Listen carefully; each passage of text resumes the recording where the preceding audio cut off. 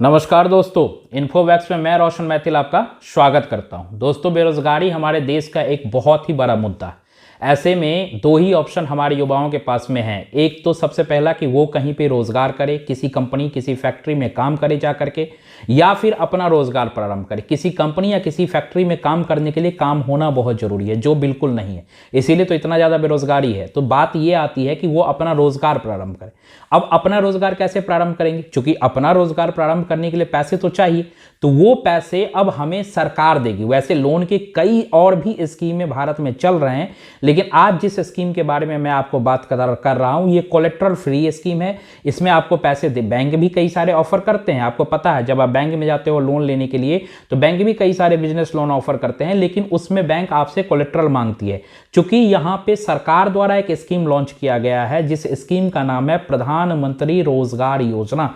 इस रोजगार योजना के अंतर्गत अगर आप लोन लेते हैं तो आपको बहुत हद तक कोलेट्रल नहीं देना पड़ेगा, पहली बात। दूसरी बात, इसकी क्या एलिजिबिलिटी है, क्या क्राइटेरिया है, क्या क्या डॉक्यूमेंट लगेगा, वो भी हम आज इस वीडियो में बात करेंगे। साथ में ये भी बात करेंगे कि आज मैं लाइव आपको दिखाऊंगा कि कैसे इस फॉर्म को, जो हमारा प्रधानमंत्री रोजगार योजना की जो फॉर्म है, उस फॉर्म को कैसे भरते हैं 2023 में, और उस फॉर्म को कहां डिपॉजिट करना है, कहां भेजना है, और उसके बाद की आगे की क्या प्रोसेस होगी, वो सभी प्रोसेस की आज हम बात करेंगे इस वीडियो में।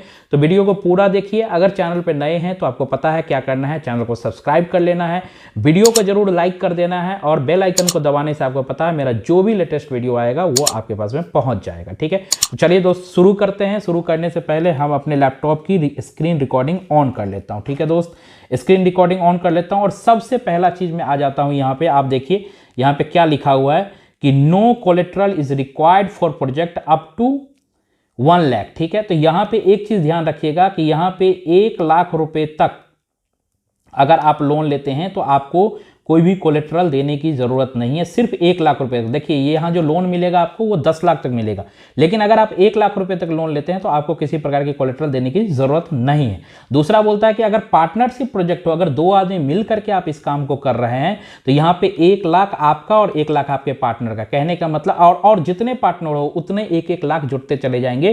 कहने का मतलब, पूरे अगर 10 पार्टनर मिल करके काम करते हो तो 10 लाख रुपए तक कोलेट्रल फ्री हो जाएगा। 2 पार्टनर मिल करके करते हो तो 2 लाख रुपए तक कोलेट्रल फ्री हो जाएगा। ठीक है दोस्त, अब आते हैं इसके एलिजिबिलिटी क्राइटेरिया पे। पहला बोलता है कि एज, इसमें एज क्या होना चाहिए? तो एज के लिए बोलता है कि आपका उम्र 18 से 40 साल होना चाहिए, लेकिन यहां पे देखिए एक स्टार मार्क है। इस स्टार मार्क का क्या मतलब हुआ कि अगर आप ST SC OBC से बिलोंग करते हैं तो आपको 10 साल और सरकार इस ईयर 2023 में दे रही है। कहने का मतलब कि अगर आपका उम्र 50 साल तक अभी है, 18 से 50 साल तक, जनरल के लिए क्या है 18 से 40 साल तक, लेकिन OBC SC ST माइनॉरिटी के लिए क्या है 18 से 50 साल तक। इसी तरीके से जो हमारे 7 सिस्टर्स स्टेट है उसके लिए भी ये उम्र की सीमा जो हो गई है वो 50 साल तक हो गई है। तो यानी 18 से लेकर के 50 साल तक अगर आपकी उम्र है तो आप इस लोन को लेने के लिए एलिजिबल है, यानी सरकार के नज़र में आपको यूथ माना जाएगा और आपको लोन दिया जाएगा। बात आती है आपकी, सर एजुकेशनल क्वालिफिकेशन क्या होनी चाहिए? दोस्त, इसमें एजुकेशनल क्वालिफिकेशन आपकी 8 स्टैंडर्ड्स पास होना चाहिए, कम से कम आप 8वीं पास होनी चाहिए। उससे अगर कम है तो आप एलिजिबल नहीं है। तीसरा आता है कि सर इंटरेस्ट रेट बता दो। इंटरेस्ट रेट क्या होगा? सर यहाँ पे नॉर्मल इंटरेस्ट रेट लिया जाता है, कोई बड़ा इंटरेस्ट रेट नहीं लिया जाता, बिल्कुल नॉर्मल इंटरेस्ट रेट होता है। जो बैंक में आप बिजनेस लोन लेने जाते हैं तो वहाँ की जो इंटरेस्ट रेट होती है वो हाई होती है, यहाँ की इंटरेस्ट रेट नॉर्मल होती है। रीपेमेंट का शेड्यूल क्या है? तो मिनिमम जो यहाँ पे लोन आपको मिलेगा वो 3 साल के लिए मिलेगा, मैक्सिमम जो मिलेगा वो 7 ईयर के लिए मिलेगा। मतलब 3 साल से लेकर के तो आपको 7 साल तक के लिए लोन मिलेगा। 3 to 7 ईयर के लिए आपको यहाँ पे लोन मिलेगा। अब यहाँ पे एक एलिजिबिलिटी और आती है, उसको ध्यान से देखिएगा। इसमें क्या बोलता है कि फैमिली का इनकम, इसमें आपके परिवार का इनकम भी देखा जाता है। ये लोन सबको नहीं मिल जाता, ये लोन बेसिकली जो इकोनॉमिकल डाउन व्यक्ति है, परिवार है, फैमिली है, उनको मिलता है। तो इसमें बोला क्या जाता है कि आपका जो फैमिली यानी परिवार का जो इनकम होगा वो 40,000 रुपये पर महीने से ज़्यादा नहीं होना चाहिए। यानी साल का कितना हो गया? 4,80,000, यानी 4,80,000 रुपए से ज़्यादा आपका इनकम साल का नहीं होना चाहिए। 40,000 रुपए से ज़्यादा का अगर इनकम आपके परिवार का है तो आपको ये लोन नहीं मिलने वाला है। और उसके बाद जो नेक्स्ट क्राइटेरिया उसमें क्या बोलता है कि रेसिडेंस आपका परमानेंट रेसिडेंस जो है वो कम से कम 3 साल आप वहाँ पे रहे होना चाहिए। तो ऐसे कोई एड्रेस अगर आप घुमंतु भूटिया की तरह घूमते रहते हैं, आज इस देश कल उस राष्ट्र परसों वहाँ स्टेट चौथे दिन उस शहर, तो नहीं, इसमें 3 साल आप दिखाना पड़ेगा कि आप किसी एक जगह पे रह रहे हैं। तो ये भी एक एलिजिबिलिटी क्राइटेरिया में आता है। उसके बाद आप किसी बैंक का डिफॉल्टर नहीं होना चाहिए। अगर आप किसी बैंक के डिफॉल्टर है तो आपको ये लोन नहीं मिलेगा। कहने का मतलब अगर आपकी सिविल खराब है तो आपको ये लोन नहीं मिलने वाला। उसके बाद आता है कि इस लोन में सब्सिडी भी है। सब्सिडी है कितना, 15% तक लिमिटेड है, लेकिन इसमें सब्जेक्ट टू क्या है, 7500 रुपये आपको से ज़्यादा का सब्सिडी नहीं मिलेगा। लेकिन यहीं पे अगर SC OBC ST रहती है तो उनकी जो एलिजिबिलिटी हो जाती है वो 15,000 तक हो जाती है। ठीक है, तो अगर वो SC ST OBC से आती है तो वहाँ पे इनकी जो सब्सिडी छूट हो जाती है वो 15,000 तक। अगर आप जनरल है तो यहाँ पे 7,500 रुपये तक आपको छूट मिल जाएगा। ठीक है, उसके बाद आता है कि इसमें रिजर्वेशन, इसमें क्या रिजर्वेशन भी है? जी हाँ, इसमें रिजर्वेशन भी है। इसमें SC ST को और इंक्लूडिंग वोमेन जो है उनको 22.5% की रिजर्वेशन है, और SC ST को 70%, जो अदर बैकवर्ड में है OBCs में है उनको 27% तक इसमें रिजर्वेशन मिल जाता है। ठीक है दोस्त, अब आता है कि सर इसमें कौन से सेक्टर में कितना लोन मिलेगा। तो दोस्त 2 सेक्टर इसमें है बेसिकली। अगर बिजनेस सेक्टर में आप हो तो यहाँ पे आपको 1 लाख रुपए तक लोन मिलेगा, और अगर आप अदर एक्टिविटी में हो तो यहाँ पे आपको 2 लाख रुपए तक लोन मिलेगा। अब बात आता है कि सर आपने तो बोला था 10 लाख रुपए तक लोन, तो फिर यहाँ पे आप 1 लाख या 2 लाख क्यों लिख रहे हो? ये तो बहुत ही कम हो गया। तो दोस्त यहाँ पे अगर आप इंडिविजुअल यानी अकेले लेवल पे काम करोगे, ये जो लिमिट है ना ये इंडिविजुअल लेवल पे है। ठीक है, इस चीज को ध्यान रखिएगा, ये इंडिविजुअल लेवल पे है। अगर आप इंडिविजुअली काम करेंगे तो यहाँ पे 1 लाख और 2 लाख मिलेगा। अगर आप यहीं पार्टनरशिप फर्म बना करके काम करते हैं तो यहाँ पे जो लिमिट होगी वो 10 लाख की हो जाएगी। ठीक है, उसके बाद सीधे नीचे आते हैं। उसके बाद अपन क्या है इसमें देख लीजिए। उसके बाद इसका step to apply to loan अंदर प्रधानमंत्री रोजगार योजना, क्या क्या स्टेप है इस लोन को अप्लाई करने के लिए। तो यहाँ पे बोलता है सबसे पहले विजिट द ऑफिशियल वेबसाइट और प्राइम मिनिस्टर रोजगार योजना। आप देखिए वेबसाइट का एड्रेस दिया हुआ है यहाँ पे, इस एड्रेस पे हमको जाना है और डाउनलोड एप्लीकेशन करना है। ठीक है, एप्लीकेशन डाउनलोड करना, देखिए ये ऑनलाइन नहीं है, ये आप जो चाहेंगे कि कंप्यूटर पर बैठ करके ऑनलाइन अगर अप्लाई कर देंगे तो यहाँ पे ऑनलाइन अप्लाई नहीं कर सकते। यहाँ पे आपको इस वेबसाइट पर में जा करके वहाँ पे आपको डाउनलोड द एप्लीकेशन फॉर्म होगा, वहाँ पे एप्लीकेशन फॉर्म डाउनलोड करना होगा और उसके बाद आपको सबमिट करना होगा। कहाँ सबमिट करना होगा? तो रिस्पेक्टिव बैंक, जिस बैंक से आप लोन लेना चाहते हैं उस बैंक को सबमिट करना पड़ेगा, और उसके साथ आपको जो भी डॉक्यूमेंट रहेगा वो डॉक्यूमेंट्स लगा करके आपको सबमिट करना पड़ेगा। बात यहाँ पे आता है कि सर डॉक्यूमेंट क्या क्या वो भी दिखा दो। तो देखो डॉक्यूमेंट रिक्वायर्ड मैंने लिख दिया है यहाँ पे, copies of the following document are required to apply for Pradhan Mantri Rozgar योजना। प्रधानमंत्री रोजगार योजना के लिए क्या क्या डॉक्यूमेंट है? सबसे पहले duly filed application form with passport size photograph, जो भी, चलिए ऐसा करते हैं ना, यहाँ पे डॉक्यूमेंट मत पढ़ो। ठीक है, हम सीधा चलते हैं ना फॉर्म जहाँ पे भरते हैं वहाँ पे, चूंकि वहाँ से आपको क्या होगा ना बहुत ही आसानी होगी, वहाँ से आपको देखना अब फॉर्म भरना बहुत ही आसानी होगा। तो हम क्या करते हैं सीधे वहीं चलते हैं और वहाँ देखते हैं कि कौन सा फॉर्म। देखो ये हम इसको कैंसिल करते हैं और यहाँ चले आते हैं इस फॉर्म पे। ठीक है, ये फॉर्म देखिए आपके पास में आ गया। इस फॉर्म को अपन यहाँ से डाउनलोड कर लेते हैं ताकि मैं आपको दिखा पाऊँ तरीके से कि सर कैसे करते हैं। और ये देखो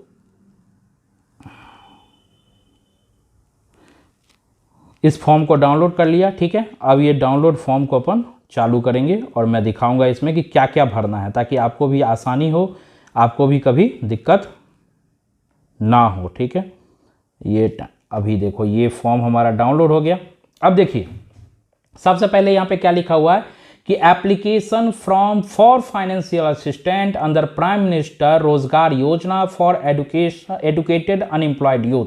वो यूथ जो पढ़े लिखे हैं, पढ़े लिखे में मैंने बताया था क्राइटेरिया क्या है, 8वीं पास है। तो अगर आप 8वीं पास हैं तो ये लोन आप ले सकते हैं। यहाँ पे सबसे पहले क्या करेंगे, आप अपना एक फोटो डालेंगे, जैसा कि आप देख रहे हैं यहाँ पे क्या करेंगे, एक आपको फोटो अपना डालना है। ठीक है, उसके बाद आइए पहले नंबर पे क्या लिखा हुआ है कि नेम ऑफ एप्लीकेंट। तो जो भी एप्लीकेंट है उनका नाम अपना लिखना है, सारे ब्लॉक लेटर में, ब्लॉक लेटर का मतलब होता है कैपिटल लेटर में आपको लिखना है। दूसरे में क्या है कि वो कौन से सेक्स उनका क्या है, मेल है फीमेल है, तो वो लिखना है। तीसरे नंबर पे क्या होता है कि father's husband name and address, पिताजी का नाम या फिर कोई महिला कर रही हैं तो उनके हस्बैंड का नाम और उनका एड्रेस क्या है वो आपको डालना है।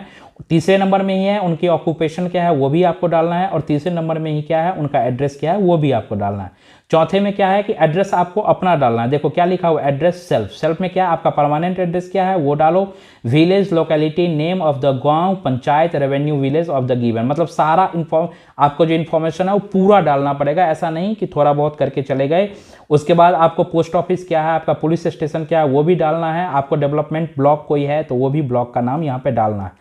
उसके बाद ई नंबर में क्या है कि present details address for correspondence, क्या यही एड्रेस आप यहाँ रहते हो तो उसको भी आपको बताना है। और बोलता है कि क्या इस एड्रेस पे आप कम से कम 3 साल रहे हुए हैं इस एड्रेस पे। देख रहे हैं क्या लिखा हुआ है कि यहाँ पे कम से कम अगर आप 3 साल रहे हुए हैं तो आपको ये भी लिखना है, तो आपको लिख देना है कि हाँ इस एड्रेस पे हम 3 साल रहे हैं। अगर रहे हैं तो यस करना है, नहीं रहे हैं तो नो करना है।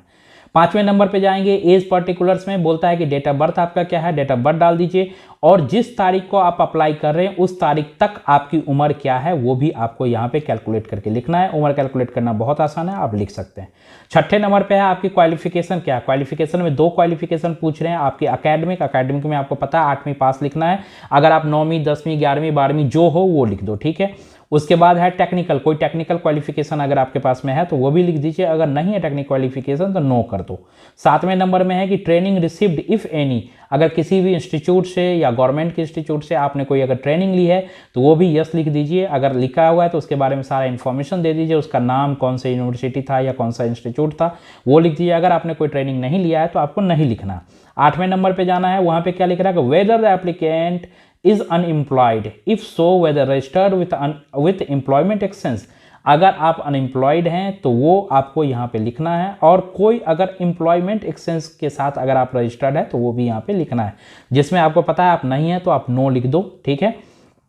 9वें नंबर पे क्या है कि whether the applicant belongs to SC ST OBC, अगर आप SC ST OBC से हैं तो आपको लिखना है, आप जिस किसी कैटेगरी से आते हैं SC ST OBC वो लिख दीजिए। 10वें नंबर पे है कि whether the applicant belong to minority, अगर आप माइनॉरिटी से हैं तो लिख दीजिए आप क्या है, मुस्लिम है, पारसी है, जो भी माइनॉरिटी के लेवल में आता है, आप अगर माइनॉरिटी है तो माइनॉरिटी में लिख दीजिए, ठीक है। 11वें क्या है कि type of industry service business activity, आप क्या लगाना चाहते हैं, कोई इंडस्ट्री लगाना चाहते हैं, कोई सर्विस लगाना चाहते हैं, कोई सर्विस का काम करना चाहते हैं, या फिर कोई बिजनेस एक्टिविटी करना चाहते हैं तो वो आप यहाँ पे डाल सकते हैं। प्रपोज टू बी स्टार्टेड, जो भी आपको स्टार्ट करना है, क्योंकि अभी तो आप कर नहीं रहे हैं, अभी आप स्टार्ट करने का सोच रहे हैं इसीलिए लोन लेना चाह रहे हैं, तो आप यहाँ पे ये लिख सकते हैं कि क्या क्या चीज़ आप करना चाह रहे हैं। एक चीज़ यहाँ पे और मैं आपको बता दूँ कि यहाँ पे आप प्रधानमंत्री रोजगार योजना के अंतर्गत आप एग्रीकल्चर के लिए भी लोन ले सकते हैं। अगर आपको एग्रीकल्चर करना है तो उस चीज़ के लिए भी यहाँ पे लोन ले सकते हैं, ठीक है। 12वें नंबर पे है कि previous experience in the line, अगर कोई प्रीवियस एक्सपीरियंस आपके साथ है, इफ एनी लिखा हुआ है तो आप डाल दीजिए, नहीं है तो कोई बात नहीं, ठीक है। 13वें नंबर पे लिखा हुआ है कि place of works where the activity as maintained, अगर आप कोई प्लेस ऑफ वर्क जहाँ पे एक्टिविटी आप करना चाह रहे हैं उसका एड्रेस डाल दीजिए, पूरा फुल एड्रेस डालिएगा, ठीक है। और 14वें नंबर पे क्या है कि present annual income of the family from all source, मैंने बताया था ना कि सभी ऑल सोर्स का मतलब समझ रहे हैं, यहाँ पे सैलरी से कितना कमाते हैं, कोई अगर वेजेस करता है, कोई आपके ही परिवार में कोई बिजनेस करता है, कोई रेंट आता है, कोई पेंशन आता है, तो वो सभी को जोड़ करके 40,000 रुपये महीने से ज़्यादा नहीं होना चाहिए, इस चीज़ को ध्यान में रखिएगा। अगर 40,000 से ज़्यादा महीना है तो यहाँ पर आपको नहीं मिलेगा लोन, इस चीज़ को ध्यान में रखना है, ठीक है। उसके बाद 15 नंबर पे क्या है कि अमाउंट ऑफ लोन रिक्वायर्ड, कितना लोन अमाउंट आपको रिक्वायर्ड है वो भी डाल दीजिए। उसमें देखिए ABC 3 टाइप है। ए में क्या है कि मशीनरी एंड इक्विपमेंट, कोई मशीनरी या इक्विपमेंट लगाना चाहते हैं तो वो आपको लिखना है यहाँ। उसके बाद क्या बोलता है कि अदर फिक्स एसेट, कोई फिक्स एसेट अगर आप परचेज करना चाहते हैं, अदर दूसरा मशीनरी को छोड़ करके, जैसे कुर्सी टेबल पंखा वगैरह अगर आप अपने ऑफिस में लगाना चाहते हैं तो उसका अलग से लिखेंगे। और उसको चलाने के लिए डे टू डे एक्सपेंसेस जो होगा, जैसे रॉ मटेरियल परचेज करेंगे तो वो सब वर्किंग कैपिटल के अंतर्गत आता है, तो कितना वर्किंग कैपिटल चाहिए वो भी आपको करना है, तीनों को जोड़ करके टोटल भी लिखना है। 16वां है क्या कि margin money propose to be invested, आप कितना इन्वेस्ट इस बिजनेस में करना चाहते हो। सपोज डैट आपने इस बिजनेस के लिए 8 लाख रुपए लोन लेना चाहते हो, या 10 लाख, मान लो 10 लाख रुपए लोन लेना चाहते हैं, तो आपके क्या अपने पास में भी पैसे हैं, तो आप यहाँ पे लिख सकते हैं कि सर मैं अपना यहाँ पे पैसा 2 लाख 1 लाख जो भी आप लगाना चाहते हैं वो यहाँ पे डाल सकते हो। 17 नंबर पे क्या है कि whether taken loan from any banking financial institution of state central government by applicant और फैमिली मेंबर, क्या आपके परिवार में किसी ने बैंक से या किसी फाइनेंशियल इंस्टीट्यूशन से लोन लिया है? अगर यस तो 17A में क्या लिखा हुआ है, give and details with payment repayment made till date. तो अगर आपने लिया है तो आपने उसमें कितना रीपेमेंट कर दिया है वो आपको लिखना है, और अगर नो है तो कोई बात नहीं, तब इंडिकेट द बैलेंस अमाउंट। तब अगर आपने कोई रीपेमेंट वगैरह नहीं किया है तो इंडिकेट कर दीजिए बैलेंस अमाउंट, यानी कितना अमाउंट उसका है। ठीक है दोस्त, अब चलते हैं 18 नंबर पे। 18 नंबर पे क्या बोलता है कि name 2 commercial bank branches nearest to your proposed location of the venture. अब देखिए यही सबसे बड़ी बात है, आपको यहाँ पे 2 कॉमर्शियल बैंक ब्रांचेज के नाम लिखने हैं जो आपके आसपास हो। बिल्कुल, अगर आप कोई वेंचर डाल रहे हैं, मान लो सपोज डाटा करके आपकी शहर कहीं भी हो और उस शहर के आपके घर के बिल्कुल नजदीक देख लीजिए कि कौन 2 कॉमर्शियल बैंक है, उनका नाम यहाँ पे जरूर डाल दीजिए। ठीक है दोस्त, उसके बाद यहाँ पे कुछ आपसे पूछता है कि आप जो इंफॉर्मेशन दिया है वो इंफॉर्मेशन सही दिया है, यहाँ पे प्लेस डेट लिख करके आपको यहाँ पे सिग्नेचर करना है। ठीक है दोस्त, सिग्नेचर करने के बाद यहाँ पे 2 आपको एफिडेविट भी साइन करवानी है। पहला एफिडेविट जो होगा वो आपके पेरेंट्स, आपके गार्जियन जो हैं वो देंगे, वो लिखेंगे कि माय सन या डॉटर या वाइफ श्री श्रीमती, उनका नाम has applied under PMRY scheme is to known I have full consent and liability of he she had selected for loan.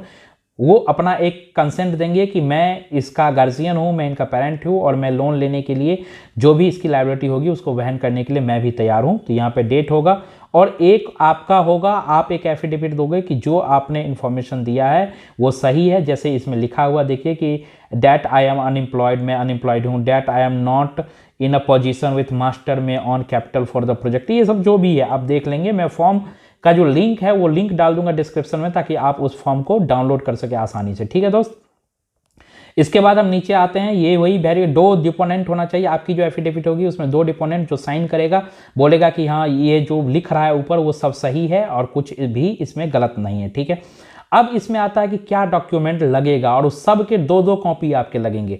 तो सबसे पहला तो एज सर्टिफिकेट आपका लगेगा यहाँ पे। दूसरा बोलता है कि सर्टिफिकेट ऑफ क्वालिफिकेशन, मतलब क्या आप 8वीं पास हो नहीं हो तो उसका सर्टिफिकेट लगेगा। अगर एकेडमिक हो तो एकेडमिक भी, टेक्निकल अगर आपने कोई हासिल किया है तो वो भी आपको यहाँ पे देना है। तीसरा आपका राशन कार्ड होना चाहिए जो प्रूफ ऑफ रेसिडेंसी बताता है कि 3 साल से आप एक ही जगह पे हैं। चौथा आपका एक्सपीरियंस सर्टिफिकेट कोई अगर है, इफ एनी अगर है तो दे दीजिए। 5वां बोलता है कि affidavit duly counter signed by the notary. मैंने बताया ना कि 2 एफिडेविट देना, एक गार्जियन वाला एक आपका सेल्फ डिक्लेरेशन वाला, तो दोनों नोटराइज होना चाहिए। आप नोटरी में चले जाइए, नोटरी उन्हीं से बनवा लीजिएगा, फॉर्मेट दिखा करके वो बना देंगे। नोटराइज होना चाहिए, नोटराइज करवा लीजिएगा। ठीक है, छठा इनकम सर्टिफिकेट आपको देना है, आपके फैमिली का इनकम सर्टिफिकेट भी बनता होगा आपके शहर में, आप बना लो। उसके बाद कास्ट सर्टिफिकेट देना है अगर एप्लीकेबल, अगर SC ST OBC आते हो तो कास्ट सर्टिफिकेट दो, जनरल हो तो कोई मतलब ही नहीं है कास्ट सर्टिफिकेट देने का। 8वां है कि scheme project report of proposed venture, आप जो काम करना चाहते हैं उसके लिए एक नॉर्मल सा प्रोजेक्ट रिपोर्ट बना लीजिए कि आप क्या करना चाहते हैं बेसिकली, वो लिख लीजिए तरीके से और उसको भी साथ में लिखना है। और 9वां आपको अनएम्प्लॉयड सर्टिफिकेट भी देना है। तो ये जो 9 डॉक्यूमेंट्स है, ये 9 डॉक्यूमेंट्स में जो जो डॉक्यूमेंट्स आप पे एप्लीकेबल होता है ये डॉक्यूमेंट्स दे करके सारा ये जो मैं जो अभी फॉर्म दिखाया हूँ इस फॉर्म को भर करके उसको अटैच करके प्रॉपर इसके सारे 2-2 कॉपी, ठीक है, और आपको अपने नियरेस्ट बैंक ब्रांच जो है, जो नियरेस्ट 2 बैंक ब्रांच आपने सुना है, दोनों में जा करके दोस्त दे देना है। ठीक है, बैंक इस चीज को देखेंगे, उसके 7 डेज के अंतर्गत आपको फोन करेंगे, फिर आपसे बातें करेंगे और आपको आगे का प्रोसेस बताएंगे कि कैसे करना है और कैसे लेना है। तो प्रधानमंत्री रोजगार योजना के अंतर्गत लोन लेना आसान है, जरूर ट्राई कीजिए, बहुत ही आसान है। वीडियो में अगर आप नए हैं, हमारे चैनल पे नए हैं तो हमारे चैनल को जरूर सब्सक्राइब कर लीजिए। वीडियो अगर अच्छा लगा तो वीडियो को जरूर लाइक कर दीजिए और उन दोस्तों के साथ शेयर कीजिए जिनको जरूरी होता है ऐसे लोन के लिए, जो आपके अगल बगल बेरोजगार है, ताकि उन्हें भी कुछ रोजगार मिल जाए। मैंने आपको बता दिया कि इसमें 2 लाख रुपए तक किसी प्रकार की कोलेट्रल नहीं है। अगर 2 आदमी मिलकर के खोलते हैं, अगर उसके ऊपर पैसा लेना चाहते हैं तो इसमें कोलेट्रल लगेगा। अगर आप अकेले काम करना चाहते हैं तो 1 लाख रुपए तक कोलेट्रल नहीं है। 1 लाख रुपए से अगर आप ज़्यादा लेते हैं तो आपको कोलेट्रल देना पड़ेगा। मुझे तब तक इजाज़त दीजिए, मिलते हैं अगले वीडियो में। जय हिंद, जय भारत।